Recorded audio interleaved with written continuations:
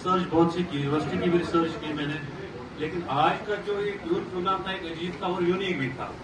हम जिस गांव में गए उसका नाम था अब्दुल्लापुर। अब्दुल्लापुर में तकरीबन 1800 वोट थे और 1800 वोट होने के बावजूद भी वहाँ एक गवर्नमेंट स्कूल नहीं है। ताज्जुब की बात है, एक प्राइवेट स्कूल वहाँ है और प्राइवेट स्कूल बहुत ही बढ़िया है। सबसे अच्छी बात हमें प्राइवेट स्कूल में ये लगी कि तकरीबन हमने वहाँ 25% बच्चों के से बात की, उनको बोला फ्यूचर क्या है आपको, सब बोल रहे हैं आर्मी में, हम आर्मी में जाएंगे। एक बच्चे ने बोला कि मैं सॉफ्टवेयर इंजीनियर बनूंगा। अब देखना ये कि उस स्कूल ने आइडियोलॉजी कैसे शेप की है उन बच्चों की। दूसरी बात तो हमने देखा कि वहाँ एक मुस्लिम फैमिली रहती है, एक मुस्लिम फैमिली वो भी अच्छी तरीके से रह रहे हैं। उनके जो पारिवारिक रिश्ते हैं हिंदू मुस्लिम बहुत ही अच्छे हैं, उनमें कोई ऐसे कहने की बात नहीं है। तीसरी बात जो हमने वहाँ नोट की, हम एक 90 साल बुजुर्ग से मिले, उसके साथ तकरीबन हमने बहुत सा टाइम गुजारा। तो बुजुर्ग कांग्रेस आइडियोलॉजी का है, मगर शिकवे भी उसके जमा पे थे। उसके शिकवे ये थे कि हमारे पास कोई आता नहीं है, लेकिन इतना होने के बावजूद भी वो वोट तो बोल रहा मैं कांग्रेस को ही डालूंगा। इसके बाद हमने एक गांव में एक महिला मंडल दिखा, उसके 25 मेंबर्स हैं और वो 25 मेंबर्स वॉलंटियरली बेस पर काम करते हैं। उनको कोई फंडिंग नहीं हो रही है गवर्नमेंट की तरफ से।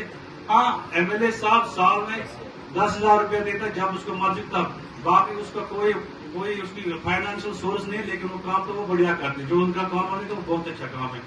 तीसरी चीज जो हमने वहां देखी, फार्मर्स की प्रॉब्लम।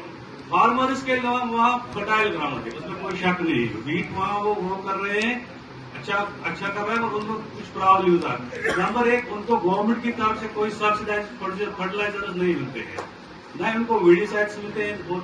उसके बरक्स उनको जंगली वाइल्ड एनिमल्स, मंकीज है या वाइल्ड बीज से उनका नुकसान कर रहे हैं, इससे उनको बहुत ज्यादा नुकसान हुआ, जिससे वो परेशान है। उसकी तरफ गवर्नमेंट कोई ध्यान नहीं दे रही। अगर हम उसका पॉलिटिकल एस्पेक्ट देखेंगे तो पूरा गांव कांग्रेस के पक्ष में, जितने हमारी वेरिफिकेशन, मगर प्रॉब्लम यह है कि उनके पास कोई जाता नहीं, कोई लीडर हमारा जाता नहीं, उनकी कोई सुनता नहीं। उनके साथ जितनी भी अन्याय हुए वो सहते हुए भी वो कांग्रेस के चाहने वाले हैं। और चौथी बात जो हमने वहां नोटिस की, नरेगा का वहां बहुत से जाल बिछाव, कानून का जाल बिछाव कांग्रेस की गवर्नमेंट में, और लोग बहुत ही खुश है उससे। तकरीबन 90% लोगों की डिमांड है कि नरेगा फिर से चालू होना चाहिए। गवर्नमेंट की जो कांग्रेस की जो एक स्कीम थी, जो इलेक्शन के मैनिफेस्टो में हमने वादा की गारंटी दी थी कि हम 1500 रुपये फी महिला को महीने के लिए दे देंगे, किसी को नहीं दिया गया। उस पर महिलाओं में बहुत ही नाराजगी है और वो सीधे बोल रहे हैं कि नहीं मिला तो हम वोट नहीं दे देंगे कांग्रेस को आने वाले समय में। उन्होंने सीधे बोला नहीं मिले तो हम वोट नहीं देंगे, मिले तो फिर दे देंगे कांग्रेस को वोट। ये चीजें हमने एनालाइज की। और बी आर अम्बेडकर का हॉल बना हुआ, हॉल बढ़िया है, इस हॉल जैसा वो हॉल है, लेकिन उसकी हालत नागुफ्तबे है। यहाँ तक की हालत के अम्बेडकर का स्टैचू तक भी वहां नहीं लगा हुआ। मैंने देखा उधर तो मवेशी घूम रहे हैं बाहर उधर, इधर पंचायत के अंडर है, वो पंचायत का कोई केयर टेक नहीं कर रहे हैं।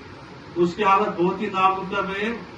उसकी भी डिमांड हो रही है कि उसमें कुछ रेनोवेशन होनी चाहिए। तीसरी चीज, और लास्ट में आपको मैं बताऊंगा पूरे टूर का जो कंक्लूजन है, कंक्लूजन पे मैं आ रहा हूं। हमने जो प्रॉब्लम देखी, पॉलिटिकल इश्यूज क्या कहे होते, पॉलिटिकल कुछ एक शोभा ऐसा है जिनमें पॉलिटिकल इग्नोरेंस है, जिनको पॉलिटिक्स का कोई पता ही नहीं, पॉलिटिक्स क्या है। मगर जो बड़ा शोभा है उनको पॉलिटिक्स का पूरा पता है, और उनको ये भी पता है कौन पार्टी हमारे से क्या कर रही है और कौन पार्टी किस पार्टी के क्या प्रोग्राम है। लेकिन वो जो मेजॉरिटी है वो कांग्रेस के हक में, उनका भी यहाँ यही शिकवा है, कोई पूछता नहीं। इस सारे जो इस चक्कर में हमें एक बंदे का नाम है, इसका नाम क्या था बोला था, संजय एक बंदा कोई है उनका, जिसने उनका मदद किया, वो हर एक फैमिली बोल रही है, वो कांग्रेस का कोई बंदा है। पॉपुलेशन है 85% ओबीसी और बाकी एससी एंड एसटी पॉपुलेशन है।